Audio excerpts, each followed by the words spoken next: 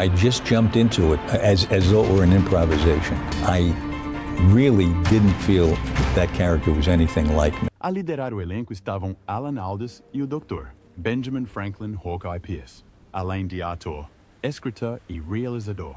Aldiss é também autor de best-sellers e um fervoroso defensor da comunicação científica. Todos nós já passamos por 12 horas seguidas de cirurgia às almôndegas lá. O meu cérebro está a enviar-me mensagens urgentes de descanso. É desumano servir a mesma comida dia após dia. A Convenção de Genebra proíbe a destruição das nossas papilas gustativas. Simplesmente não consigo comer a mesma comida todos os dias. Peixe, fígado, dia após dia. O MASH tornou Alan Alda famoso, mas quase o destruiu. O elenco deixou de falar com ele. Um deles chegou a envolver-se numa luta física que interrompeu a produção durante 3 dias. Alda apareceu em quase todas as cenas durante 11 anos seguidos, superando a doença e a dor. Desde os 8 anos que sempre quis ser o melhor escritor possível. Quando me disseram que tinha ganho um Emmy por escrever este programa, dei uma cambalhota a caminho do palco para o receber. Ninguém sabia que ele escondia um terrível segredo de família, quando finalmente revelou o seu diagnóstico em 2018. Os fãs ficaram chocados. Estou ótimo. Pode se surpreender ao ouvir isso. Não tinha dito em público até agora que me tinha sido diagnosticado Parkinson. A doença já apresentava sinais anos antes, e hoje Alan Alda atravessa a fase mais dolorosa da sua vida. Alan Alda nasceu a 28 de janeiro de 1936, em Manhattan. O seu nome verdadeiro era Alfonso Joseph D. Abruzzo. O seu pai, Robert Alda, era ator e cantor. A sua mãe, Joan Brown, já tinha conquistado o título de Miss Nova York. Assim, desde o início, Alan esteve rodeado pelo mundo do entretenimento. Mas esta não era uma vida refinada e glamurosa de Hollywood. Era barulhenta, corajosa e real. A sua casa de infância era um minúsculo apartamento de 2 divisões, mesmo acima de uma discoteca. Conseguia sentir a música a abanar o chão enquanto tentava dormir. Enquanto a maioria das crianças ouvia histórias para adormecer, Alan ouvia jazz, risos e o burburinho dos artistas. Mas, por detrás da música e das luzes, tudo estava escuro. Quando Alan tinha apenas 6 anos, viu a mãe tentar esfaquear o pai. Tinha esquizofrenia, embora ninguém a chamasse assim na altura. Não compreendia a palavra, mas sentia medo. Vivia num lar onde o perigo podia transparecer num sorriso, e o silêncio podia significar que algo estava terrivelmente errado. Aquele momento mudou-o. Aprendeu a manter-se alerta, a ler estados de espírito e a acalmar o caos. Aos 7 anos, Alan contraiu poliomielite. Estávamos em 1943, e o medo da doença era generalizado. A sua perna esquerda foi afetada. Em vez de usar um pulmão de aço, os seus pais optaram por um tratamento brutal. Os seus músculos foram envoltos em lã quente e alongados durante horas. Gritava de dor, por vezes mordendo um pano para abafar. O seu pai contava piadas para o distrair, e algo lhe ocorreu. Alan percebeu que a dor e o riso podiam coexistir. Esta lição, o humor no sofrimento, tornou-se o cerne da sua carreira. Nesse mesmo ano, ainda em recuperação, Alan fez-se à estrada com a trupe burlesca do pai. A sua escola ficava nos bastidores. Os seus colegas de turma eram bailarinos, comediantes e músicos. Observava cada movimento, ouvia cada piada e absorvia tudo como uma esponja. Aprendeu a ter noção do ritmo, a controlar o ritmo e a manter o público sob controle. Quando a maioria das crianças estava a aprender frações, Alan já estava a aprender a dominar o palco.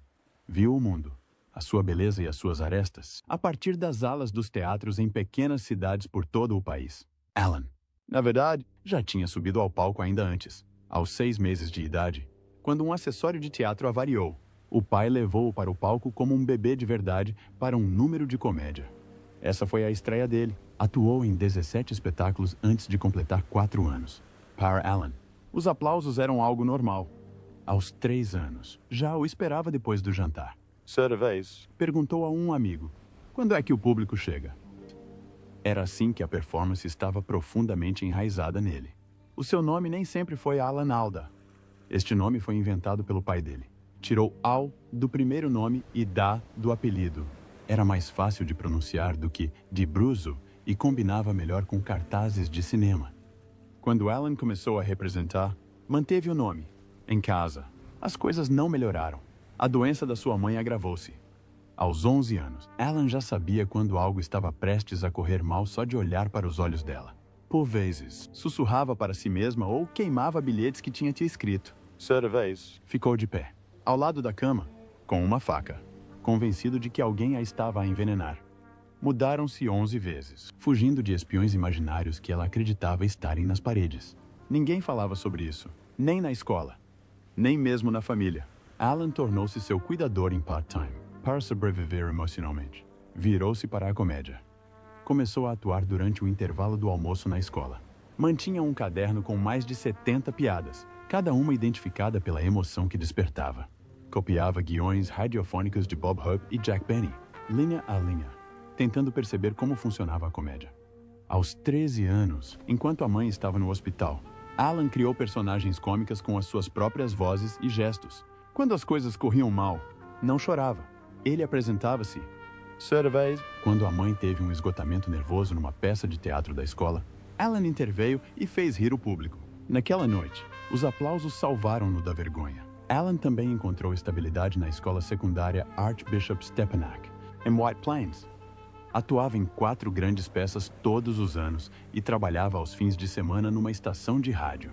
Mantinha boas notas, com uma média de 3,8, enquanto dava conta de tudo em casa. Um professor, o padre Matthew Conlon, viu nele algo de especial. Durante uma aula, Alan interpretou tão bem um monólogo difícil de Romeu e Julieta que alguns pensaram que tinha formação profissional. Mas foi tudo autodidata.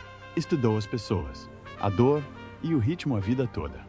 Alan Alda começou a faculdade na Universidade de Fordham no início da década de 1950, mas a sua vida lá não foi fácil. Sofria de insônias tão graves que às vezes causava alucinações. Tudo se devia à dor e ao estresse que sentia durante os tratamentos contra a poliomielite na infância. Mas em 1953, algo mudou. Encontrou refúgio na estação de rádio do campus, a WFUV. Chegava a passar lá até 14 horas por semana, aprendendo tudo o que podia sobre radiodifusão. Virou o seu mundo. As coisas quase se desmoronaram quando se meteu em problemas por desafiar um político local ao vivo sobre a segregação. Uma atitude ousada para a época. A estação quase o expulsou. Na mesma altura, descobriu que a sua voz não era suficientemente forte para atuar. Um professor diagnosticou-lhe nódulos nas cordas vocais. Alda não desistiu. Começou a fazer exercícios vocais diários, chegando a ler Shakespeare em voz alta enquanto gargarejava água salgada. Fez formação com a professora de ópera Eleanor Stieber e aos poucos transformou a sua voz. Em 1955, venceu o concurso de oratória dos jesuítas, superando 78 estudantes com um discurso inflamado sobre os direitos civis. O reitor da universidade, que uma vez o ameaçou, levantou-se e aplaudiu. Nesse mesmo ano, Alda partiu para a Europa. O seu primeiro ano no estrangeiro foi uma série de desastres. Em Paris, roubaram-lhe tudo, passaporte, visto e dinheiro, para sobreviver. Trabalhou por baixo dos panos, dando aulas particulares a famílias francesas ricas. Por 2 vezes, o seu pequeno apartamento inundou, encharcando todas as suas notas. Teve de refazer o trabalho de um semestre inteiro em apenas 9 dias. Em Roma, atuou numa versão de A Espera de Godot, encenada ilegalmente no Fórum Romano. A polícia prendeu todo o elenco a meio de uma apresentação. Alda passou 37 horas na prisão até a embaixada dos Estados Unidos o libertar. Depois veio Amsterdão. Estava a trabalhar com o pai num especial de TV quando teve uma reação alérgica repentina à maquilhagem de palco. Apenas 7 minutos antes da transmissão, entrou em choque anafilático. Não conseguia respirar. Ainda assim, subiu ao palco e atuou durante 42 minutos, enquanto os médicos esperavam ao lado, com adrenalina. Aquele momento aterrador ficou marcado para sempre. Mais tarde, pressionou por proteções de saúde mais rigorosas para os atores, algo com que se preocupou profundamente durante o resto da sua carreira. Em 1957, alistou-se no exército. A maioria das pessoas pensa que ele teve uma vida aborrecida, mas isso não é verdade. Documentos desclassificados em 2012 mostraram que trabalhou numa unidade secreta de operações psicológicas chamada Projeto Stargate. As suas habilidades teatrais foram utilizadas para criar identidades falsas para missões de treino. Chegou mesmo a aprender a decifrar códigos a uma velocidade de 100 a 27 palavras por minuto, o segundo mais rápido do seu grupo de 346. Uma noite, balas verdadeiras foram carregadas acidentalmente durante um treino. 2 tiros falharam-no por pouco mais de 20 centímetros. Só se apercebeu décadas mais tarde que o exército manteve o seu nome numa lista de convocação até 1971, para o caso de uma emergência nacional. A sua experiência ajudou a moldar o médico sarcástico e odioso que viria a interpretar mais tarde no MASH. Um ano antes do seu serviço militar, algo inesperado aconteceu. Em 1956, Alda conheceu Arlene Weiss num jantar em Manhattan. Toda a gente conta sempre a história de como comeram bolo do chão e se apaixonaram. Mas há mais do que isso. Aquele jantar não foi aleatório. A festa foi organizada por Leonard Bernstein. Achou que os dois combinavam intelectualmente. A festa foi no apartamento de Vladimir Ashkenazy, o pianista russo. A noite começou mal. Alda insultou a pesquisa de Arlene. Ela chamou os sonhos de representação dele de narcisistas. As coisas estavam tensas. Depois, durante um debate sobre Jean-Paul Sartre, Arlene deixou cair um bolo de rum. Os dois baixaram-se, riram-se e começaram a comê-lo do chão. Esse foi o ponto de viragem. A gargalhada dela durou 27 segundos. Ele nunca a esqueceu. Casaram-se a 15 de março de 1957. Mas mesmo nesse dia quase se separaram. Allen foi submetido a uma cirurgia de emergência para tratar um dente do siso infectado apenas 2 dias antes. O seu rosto estava inchado em todas as fotos. A capela que reservaram inundou na noite anterior. Acabaram por casar no apartamento do compositor Richard Rodgers. Depois, 90 minutos antes da cerimônia, as suas alianças desapareceram. O primo de 4 anos de Allen tinha-os guardado no bolso. A sua certidão de casamento tinha um erro de digitação, Whites em vez de Weiss, e eles não se aperceberam durante 25 anos. Nada disso importava. Permaneceram juntos durante 66 anos e criaram 3 filhas. Embora os médicos tivessem alertado Arlene contra a gravidez devido ao seu problema cardíaco. Em 1962, Alda recusou um papel importante na Broadway porque isso o manteria afastado enquanto Arlene estivesse grávida do segundo filho. Essa decisão moldou tudo. A família estava sempre em primeiro lugar. A carreira de ator de Alda progrediu lentamente. Em 1959, estreou-se na Broadway em Only in America. Mas os críticos comparavam-no ao seu famoso pai, Robert Alda. As pessoas até o chamavam o filho do Robert Alda. Um diretor disse que tinha a aparência do pai, mas não a presença. Esse comentário perseguia-o. Entre 1960 e 1962, recusou 3 papéis porque o faziam lembrar papéis que o seu pai tinha interpretado. A certa altura, chegou a ponderar abandonar a carreira de ator para trabalhar em publicidade. Mas em 1966, as coisas começaram a mudar. Alda protagonizou A Macieira, um musical em que teve de interpretar 3 personagens completamente diferentes. Tinha bronquite o tempo todo, mas ainda assim aparecia para ensaiar todas as manhãs. Muitas vezes depois de sessões de hidroterapia para a garganta. Estava doente. Com febre, na noite de estreia, mas apresentou-se na mesma. Ele foi nomeado para o Tony. No ano seguinte, protagonizou A Coruja e a Gatinha, com Diana Sands, num dos primeiros casais românticos interraciais da Broadway. Alguns espectadores do teatro enviaram mensagens de ódio, 47 no total. Mas Alda apresentou um monólogo de 6 minutos com 17 alterações emocionais. Esta cena seria posteriormente estudada em escolas de representação. Em 1968, Alda fez o seu primeiro grande filme, Piper Lion, e treinou como um verdadeiro jogador da NFL. Partiu 3 costelas e sofreu uma concussão durante as filmagens. A Dada Memento esteve inconsciente durante 4 minutos perante uma multidão num estádio, mas continuou a atuar quando recuperou a consciência. Depois, veio A Valsa de Mephisto em 1971, um filme assustador sobre a possessão de corpos. Alda praticou piano 6 horas por dia durante 4 meses, para depois descobrir que usavam um duplo para grandes planos. Coisas estranhas também aconteceram nesse set. As luzes piscavam, o estúdio ficava estranhamente frio e as câmeras não paravam de funcionar. Alda nunca falou publicamente sobre aquela rodagem durante quase 20 anos. Mesmo assim, as rejeições continuaram. Entre 1962 e 1971, foi rejeitado para 32 papéis na TV. Chegou até a fase final de The Man from U.N.C.L.E. antes de ser cortado. A estação disse que ele não era suficientemente perigoso, estava falido e teve de pedir dinheiro emprestado para pagar a renda. Em 1967, um piloto que filmou We'll Get By obteve uma elevada audiência nos testes, mas foi arquivado. O contrato impediu-o de trabalhar durante 18 meses. Em 1972, fazia teatro com jantar na Pensilvânia por $175 por semana, vivendo de manteiga de amendoim e partilhando o quarto com outros 4 atores. Deu-se um prazo. Se nada acontecesse até setembro, demitir-se-ia e tornar-se-ia professor. Não. Cada um tem o seu próprio prazer. Representar tem um êxtase que, quando Corey Bang, nos faz flutuar no ar. Portanto, é uma sensação realmente incrível. Depois veio o MASH. Alda quase perdeu a audição. Estava a filmar A Casa de Vidro no Utah e precisava de chegar a Los Angeles na mesma noite. O seu agente fretou um avião, mas o piloto adoeceu. Tiveram que aterrar cedo em Nevada. Alda alugou-se um carro, deixou o relógio de bolso do avô como garantia e conduziu 435 quilômetros a alta velocidade. Chegou ao estúdio às 21h17, ainda maquilhado. O diretor de casting estava prestes a sair. Alda entrou, despreparada, e fez uma prestação crua que lhe valeu o papel. Mas Alda não aceitou de imediato. Exigiu folga a cada 4 fins de semana para ver a família em Nova Jersey.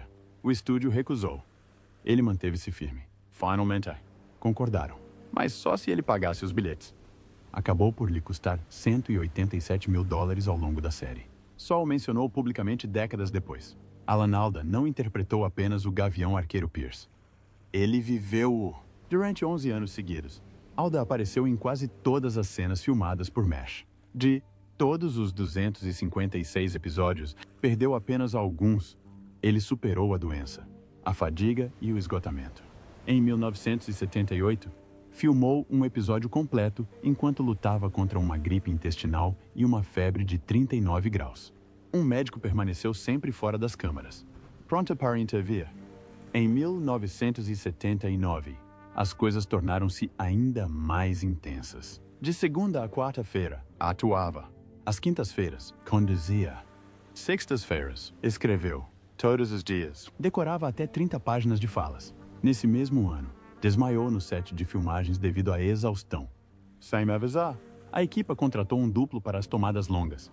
Quando Alda descobriu, exigiu que refilmassem tudo, e eles refilmaram. Mas Alda não estava apenas a representar. Ele queria mais controle, então assumiu. Escreveu o seu primeiro episódio em 1975 e rapidamente se tornou o motor criativo da série. Quando o argumentista-chefe Larry Gelbart saiu, Alda preencheu a lacuna completamente. Os registros do estúdio mostraram posteriormente que, na sexta temporada, tinha reescrito secretamente mais de metade dos diálogos de episódios que nem sequer tinha escrito. Ficou conhecido por fazer take após take. Uma cena com radar demorou 47 tentativas e ele tinha poder. Ter todas estas pessoas de lado enquanto se filmava uma cena para a câmera era como ter todo o público nos bastidores. A partir da quinta temporada, Alda tinha uma cláusula contratual que lhe permitia cancelar qualquer guião que achasse inadequado à mensagem da série. Por causa disso, 14 episódios completos nunca foram para o ar. Na nona temporada, a CBS teve de falar diretamente com Alda para qualquer decisão criativa, mesmo agindo publicamente como se ele fosse apenas um membro do elenco. Escreveu ou coescreveu 31 episódios, dirigiu 32. Isto representa quase um quarto de toda a série. Além de liderar o elenco todas as semanas, os prêmios vinham logo a seguir. Venceu o Emmy de representação, argumento e realização. Tudo no mesmo ano, pela mesma série. Estávamos em 1979 e isso nunca tinha acontecido. Arriscou mesmo a carreira para colocar no ar um episódio sobre sexismo. A CBS não queria exibi-lo, mas Alda ameaçou sair. Eles recuaram. Em 1982, ganhou finalmente o seu último Emmy de representação por MASH, após um episódio brutal que o deixou com queimaduras graves nos braços por se recusar a usar um duplo. Mas, nos bastidores, as coisas não foram assim tão fáceis. Wayne Rogers, o John Trapper, demitiu-se após a terceira temporada. O seu contrato, revelado em 2019, mostrou que o facto de Alda receber 80% das cenas partilhadas foi um dos principais motivos. Na sexta temporada, Harry Morgan entrou numa luta física com Alda depois de descobrir que tinha reescrito uma das suas cenas emocionais. O set esteve fechado durante 3 dias. Loretta Swit quase foi embora depois de Alda a ter dirigido numa cena polêmica de chuveiro. Eventualmente, até os almoços no set foram divididos. Os que apoiaram Alda sentaram-se numa mesa. Os outros noutra. Alda também escreveu o episódio final. Dirigiu e manteve o guião em segredo até poucos dias antes das filmagens. Assim, as lágrimas do elenco seriam reais. Resultou, mas nem todos o perdoaram. David Ogden Stiers ficou tão perturbado que não falou com Alda durante 6 meses. A famosa mensagem de despedida vista do helicóptero foi a terceira ideia de Alda. Os 2 primeiros foram rejeitados pela CBS por serem demasiado políticos. E, de alguma forma, durante todo este tempo, ele também estava a escrever filmes. Um deles foi A Sedução de Joy Tynan.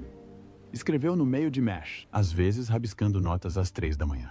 O filme valeu-lhe uma nomeação para o Writers Guild e arrecadou quase $20 milhões. Durante as filmagens, reescreveu quase metade do guião, entrou em conflito com o realizador e convenceu Meryl Streep a aceitar o papel depois de esta já ter recusado 7 vezes. Depois veio a sua estreia na realização, As 4 Estações. Os estúdios não acreditaram. Planearam um pequeno lançamento, mas o filme tornou-se um sucesso, arrecadando mais de $50 milhões. A Alda insistiu em filmar mudanças sazonais reais ao longo de 13 meses, acrescentando mais de $1 milhão ao orçamento. Quando Carol Burnett teve pneumonia, Alda recusou-se a substituí-la e reescreveu 31 cenas. Filmou a maior parte do filme a sofrer de crises de vesícula e a esconder a dor. Bem, o que me emociona é que o filme é tão bom. Vai-se ao cinema, ou vê-se filmes, ou ouve-se falar de filmes, e na maioria das vezes são bons. Em 1992, voltou a chocar Hollywood. Interpretou um psiquiatra sádico em Sussurros no Escuro. Era o oposto da sua imagem no MASH. Para se preparar, assistiu a sessões de terapia reais e até entrevistou 2 assassinos condenados. Perdeu 12 quilos. Consultou um zoólogo e treinou a voz para soar calma, mais assustadora. O papel foi tão intenso que afetou o seu casamento e causou-lhe pesadelos. Mas funcionou. O público ficou perturbado e os críticos elogiaram-no por romper com a sua imagem.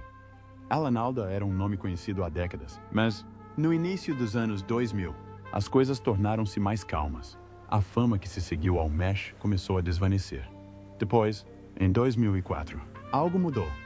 Juntou-se ao West Wing, um drama político já conhecido pelo seu argumento acutilante e personagens fortes. Alda interpretou o senador Arnold Vinnick, um republicano da Califórnia. O papel representou uma grande mudança para ele. Na vida real, tendia para um lado liberal, mas Vinnick era um conservador que não gostava de donativos empresariais nem da influência de grupos religiosos na política. Não apareceu apenas 1 ou 2 vezes. Alda apareceu em 28 episódios. A primeira vez foi no episódio 8 da 6ª temporada. E no episódio 13, o seu nome apareceu nos créditos iniciais. Só isso já dizia muito. Não era apenas um convidado. Voltou a ser um personagem importante. A série terminou com a sua personagem a tornar-se secretário de Estado. Uma conclusão poderosa e respeitosa. Lembrou à indústria que Alan Alda ainda tinha algo importante para oferecer. Depois vieram os Emmys, em 2006. Aos 70 anos, Alda venceu o seu 6º Emmy, desta vez como melhor ator secundário em série dramática. A vitória aconteceu 24 anos após a sua última vitória em 1982. Derrotou grandes nomes como Gregory Itzin, William Shatner, Oliver Platt e Michael Imperioli. Aquele momento mostrou ao mundo que Alda ainda era uma força na televisão, mesmo décadas depois dos seus dias de comediante. Nesse mesmo ano, algo ainda grandioso aconteceu. Alda recebeu a sua primeira nomeação ao Oscar. Tinha 68 anos. O filme chamava-se O Aviador, e ele interpretava o senador Ralph Owen Brewster, um político duvidoso que queria derrubar Howard Hughes. O papel era mais sombrio do que qualquer coisa que Alda já tivesse feito. Ao início, Leonardo DiCaprio não achou que Alda conseguisse. Achava-a demasiado bonzinha. Mas depois de ver Alda em ação, até DiCaprio admitiu que estava errado. A nomeação não se transformou em vitória. Morgan Freeman levou o Oscar, mas isso trouxe Alda de volta às conversas sérias de Hollywood. Já não era apenas o tipo do MASH. O que aconteceu a seguir provou que não foi um retorno único. Alda continuou a conseguir papéis importantes. Em 30 Rock, interpretou Milton Green, o pai de Jack Donaghy. Foi engraçado e emocionante, e valeu-lhe outra nomeação para um Emmy, de 2011 a 2013. Apareceu no Grande Si. Depois, aos 79 anos, interpretou um gênio do crime em The Blacklist e recebeu mais uma nomeação para um Emmy. mesmo aos 80 anos. Não abrandou o ritmo. De 2018 a 2020, Alda atuou em Ray Donovan. Interpretou um homem envolvido nos segredos sujos de Hollywood. Aos 86 anos, ainda trabalhava. Chegou mesmo a regressar para o filme Ray Donovan, em 2022, apesar de ter sido diagnosticado com Parkinson em 2015. Continuou a representar e não escondeu a doença. Os seus tremores eram visíveis em História de um Casamento e outras apresentações. Mas Alda não se importava. Acreditava que mostrar isso ajudava a normalizar a condição. Em 2016, assumiu um grande risco. Juntou-se a Horse e Pate, uma estranha e crua websérie criada por Louis C.K. Não havia anúncios, nem comunicados de imprensa. Apenas episódios publicados discretamente online. Alda interpretou o tio Pate, um velho barman amargurado. Foi um dos seus papéis mais sombrios, mas os críticos adoraram-no. Consideraram-no o seu melhor trabalho dos últimos anos. Mesmo quando a polêmica atingiu Louis C.K., Alda respondeu com honestidade. Ele disse, respeito-o como artista, mas ele fez uma coisa terrível. Foi complicado, como o próprio espetáculo. Mas Alda nunca se esquivou a verdades incômodas. E enquanto tudo isto acontecia, Alda escrevia. Ele não contratava ghostwriters. Ele escrevia à mão. O seu primeiro livro de memórias. Nunca Deixes o Teu Cão Empalhado. Foi lançado em 2005 e esteve 27 semanas na lista dos livros mais vendidos. Nele, revelou partes dolorosas do seu passado, como a vez em que a mãe, que sofria de esquizofrenia paranoica, o atacou com uma faca quando tinha 7 anos. O seu segundo livro, Coisas que Ouvi Enquanto Falava Comigo Mesmo, foi lançado após um susto de saúde no Chile. O seu terceiro livro, Se Eu Te Entendesse, teria essa cara? Focava-se na comunicação, algo que vinha a explorar há anos enquanto apresentava o Scientific American Frontiers. Entre 2005 e 2017, Alda escrevia todas as manhãs. Das 3 às 5 fê-lo durante mais de 4.000 manhãs. Durante este período, entrou em 12 filmes e 3 grandes séries de TV. Os seus livros venderam mais de 2,7 milhões de exemplares e foram traduzidos para 23 línguas. Doou cada cêntimo, cerca de 8,4 milhões de dólares, ao Centro Alan Alda para a Comunicação Científica, que formou mais de 15 mil cientistas sobre como falar sobre o seu trabalho. Depois, chegou a manhã de 31 de julho de 2018. Alda, aos 82 anos, foi à CBS nessa manhã e disse ao mundo que tinha Parkinson. Mas não foi um momento de pena. Ele não queria compaixão. Aliás, o diagnóstico surgiu depois de algo estranho. Tinha lido um artigo sobre como representar os sonhos durante o sono poderia ser um sinal da doença. Certa noite, sonhou que alguém o estava a atacar e que atirou o que pensava ser um saco de batatas. Na verdade, atirou uma almofada à esposa. Esse sonho levou-o a fazer um teste. Não se manifestou publicamente por causa dos sintomas. As pessoas tinham apenas notado o seu polegar a tremer durante as entrevistas. Em vez de deixar os tabloides inventarem as suas próprias histórias, assumiu o controle. Falou abertamente e sem vergonha. Mais tarde, nesse ano, sentou-se com Michael J. Fox para o seu podcast. Clear Plus Vivid. Fox tinha sido diagnosticado aos 29 anos. A conversa foi honesta e esperançosa. Fox disse que o segredo era não projetar o futuro da doença, mas viver o momento. Alda concordou. Mais tarde, juntou-se ao Fox Insight, um estudo online sobre Parkinson para auxiliar os investigadores. Os dois atores uniram-se, não pela doença, mas pela mentalidade. E essa mentalidade moldou a forma como Alda vivia. Ele rejeitava a piedade, tratava o Parkinson como um quebra-cabeças. Praticava exercício, boxe, tênis e até marchava ao som de músicas de John Philip Sousa, porque as pesquisas mostravam que ajudava. Disse às pessoas, não sigam o charlatanismo. Descubram o que a ciência de verdade está a fazer. Aos 86 anos. Ainda atuava, ainda falava, ainda se mexia. A sua mensagem era simples. O mundo ainda não acabou. E não tinha planos para abrandar.